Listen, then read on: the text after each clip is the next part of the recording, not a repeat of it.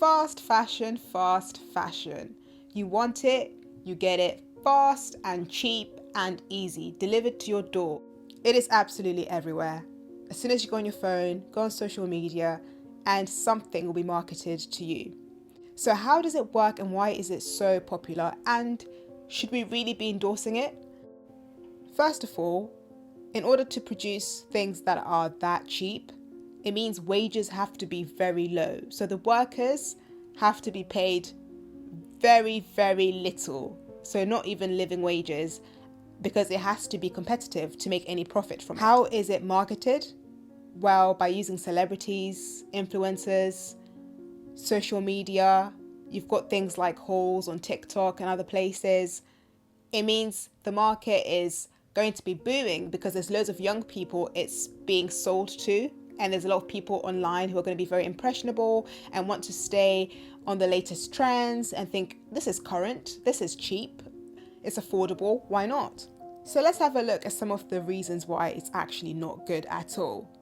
So as we've already said, the wages have to be very low, or how else is it made? How else could you afford to buy something for as little as €5, £5, $5?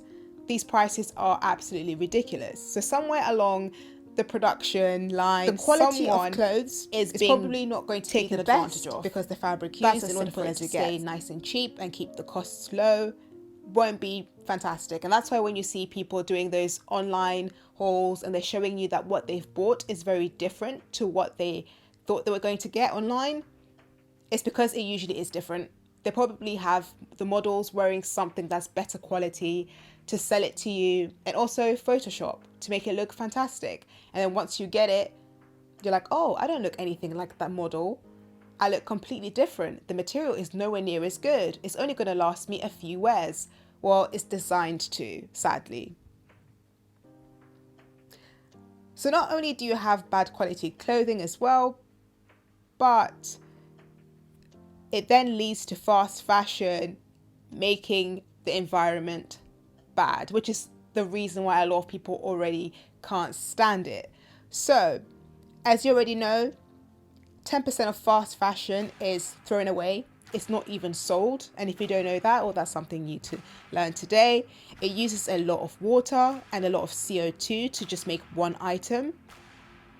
For one item, the material can be sourced from, let's say, Africa, then manufactured in Asia, and then the tags are put on in South America, and then it's sold in Europe.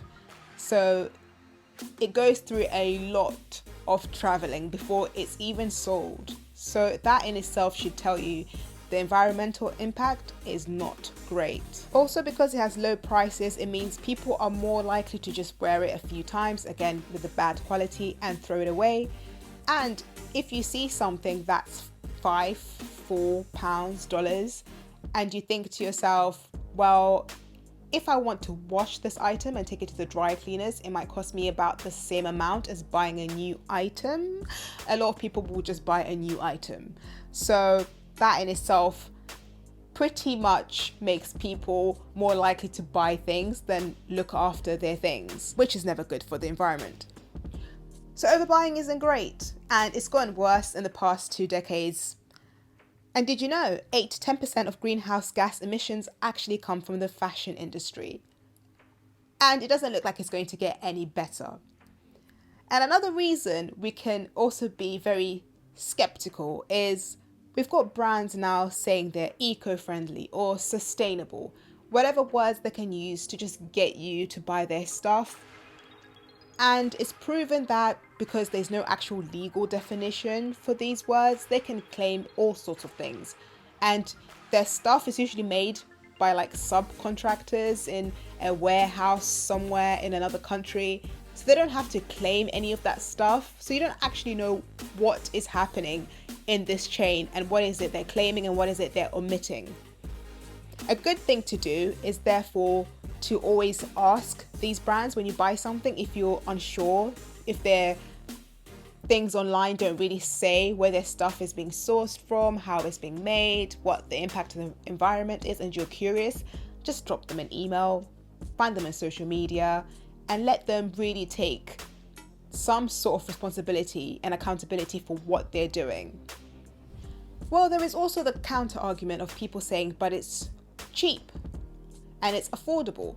So surely it means for people that can't always afford clothes that are expensive, wouldn't it be a good thing that there is something affordable out there? Well, actually, no, because think about it. For something to be cheap, someone has to be taken advantage of somewhere along the line, as I've already said. So it actually means by you buying something cheap, Cynthia, there is someone out there who has not been paid a living wage to make that thing. Do you want to be responsible for that? I personally would not want to be, and I can't imagine anyone wanting to be. So that's not a great argument. And also, let's think about it. It's probably more worth your time to buy something a little bit more pricey that can last you a long time and you can wear it for years, rather than something fast that's like $5, £5, but won't last you till the end of the month. So what can you do? Is the fact that you've bought from Shein, make you a bad person? No, probably not. But I like to call it intentional buying. If you're buying something and you have the intention to buy that thing and you know you need that thing, then it's probably going to be a better purchase than you just buying for the sake of buying. I mean, we live in a world where people just consume and don't really think about any sort of ethical implications or environmental impact. So if you're buying something and you know you really want that thing and you feel like you're going to really use it and it's going to last you for a while, then the chances are it's much better for the environment than you just putting stuff in your basket and buying things you don't know where they've come from and you're just buying them because they're cheap because you want to do a haul online. You can also make an effort to just know where your stuff comes from. Make a conscientious decision to learn more about where things are being sourced from, what are these brands actually doing, what is the production really like, because the more you know, then the more you can just hold these brands accountable. What else can you do? Well, there is one S and then there's 3 R's. So the first one I would say is the S. Sell your stuff, Why don't you just sell the stuff you don't need anymore? Someone else might want it and you can make money. Who doesn't want money, honey? And also, if you want to get something and someone is selling it for a cheaper price than what it would be if you bought it brand new, then just buy it. Buy it secondhand. Nothing wrong with that. And you also save money. Who doesn't want to save money, honey? Then the 3 R's, which are the first one, recycle. You could just recycle items if they are obviously recyclable, and it means you're just helping the environment, so why not? Then the second R, reuse. Why don't you just reuse it? If there is a way you can give it to someone else, then they can use it. If there's a friend who's giving something away, then you use it and you get free clothes. Who doesn't want free clothes? Then the last one is repair. If you've ripped your jeans, and we all have been there, why don't you just wear them as ripped jeans? There we go. So we've got repair, we've got recycling, we've got reusing, we're selling.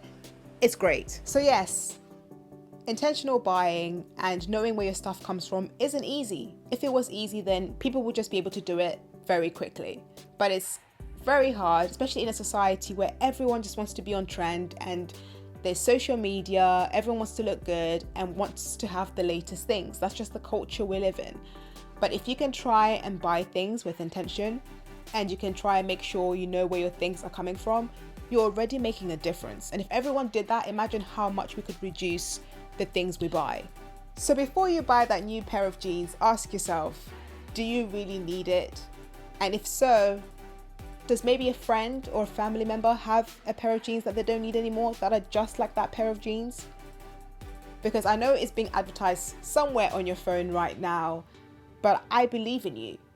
You don't actually need that item. And if you do need that item, make sure you know exactly how that item is being made. So yeah, if you have any tips or anything to share, comment on this video or just to say hi. Like if you like the video and subscribe. Put your bell notification on. See ya.